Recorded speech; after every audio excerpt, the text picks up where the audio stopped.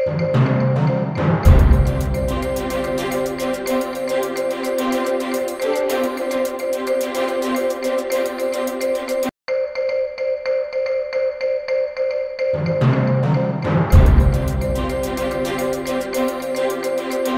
Virus के बाइस मुल्क भर को लॉकडाउन कर दिया गया।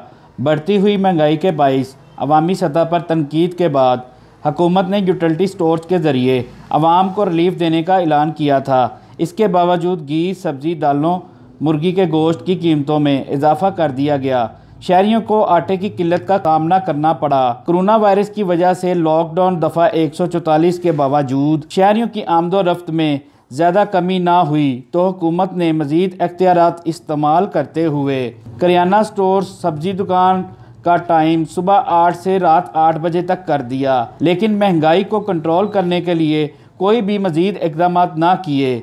भूख के सताए शहरियों ने बताया कि हम लोग सौदा सरफ लेने के लिए आए हैं, महंगाई बहुत है। मेरा नाम आसिफ खान है भाईजान। ये 6 दिन हो गए कि हमें मजदूरी कोई नहीं मिल रही, घर में बच्चे भी भूखे हैं। सुबह हमने खाया है, पता नहीं कैसे अल्लाह पाक ने खिलाया, दोपहर का आया था, अभी तक हमने खाना नहीं खाया। कोई ऐसा निज़ाम हो कि हमारे बच्चे भूखे तो ना मरे, पता नहीं वायरस से मरते भी हैं कि नहीं। भाई इधर काम ही नहीं है, दादा 12 दिन हो गया, घर में आटा नहीं जा रहा, पैसा नहीं जा रहा, तो क्या करें। भूख से मर गई वहाँ।